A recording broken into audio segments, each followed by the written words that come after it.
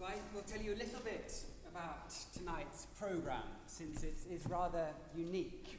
Scarlatti in a mirror.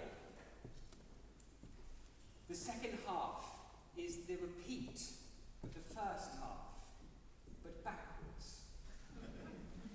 And that might sound rather odd, but take, for example, the first piece that Voces 8 sang, Guillaume de Machaut. It is one melody. The top voice sings it as it should be sung, or as it was originally written. The second voice sings it backwards at the same time. And the third voice sings it halfway through, and then starts singing backwards what he's already sung. So there are lots of different mirrors here. But ultimately, when one plays it again, it sounds almost the same. But we've just added a little spice, and we're adding it in new instruments. So we have an accordion playing it as a solo piece. That's an example. The Scarlatti Sonata for piano will actually be performed, Diana will perform it literally backwards. And you will be very surprised how beautiful it sounds, and how, well, is that really backwards? But it was exactly everything just backwards.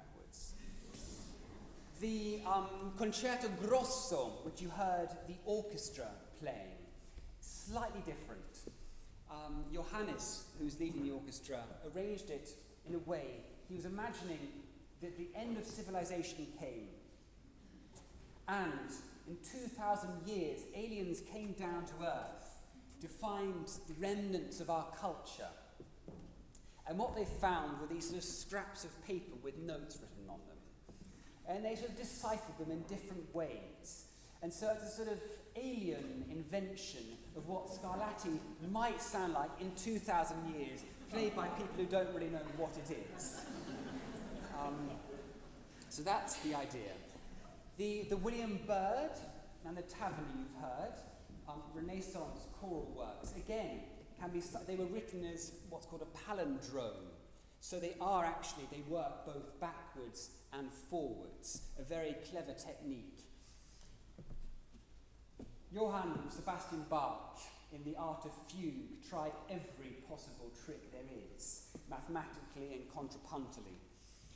What you heard Diana play earlier is a sort of a mirror in the middle, and what you want to hear in the second half is it swapped around like that. So you'll hear the orchestra playing the same piece but upside down. So there's a mirror in the middle of the piece. There are also mirrors in the tonality. There are lots of mirrors in Bach. But anyway, the most important one is it's just flipped upside down. Now, Schubert, the first piece, Der Doppelgänger.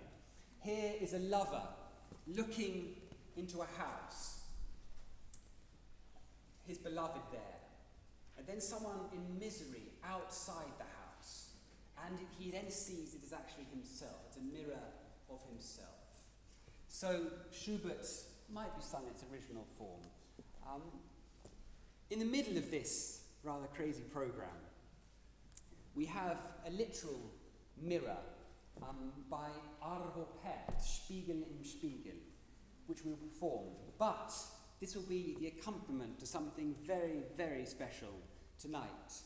A Japanese artist, Miyoko Shida, is here to create something which is based on the idea of the fulcrum, the idea of balance, the idea that everything is balanced, just like mirrors balance ourselves.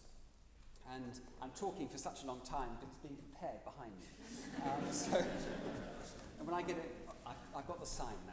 So things are prepared for what I hope you will find a very exciting experience. When I lift the curtain up, because of the change in temperature, there is, on the stage and behind, there's going to be a little movement in the air. So we have to wait a little before Miyoko begins what she begins. Because, well, you'll understand why. And the other thing is, even if you are desperate for the toilet or anything, it's very important that you do stay still and that there's no movement. And you will understand why. So please enjoy.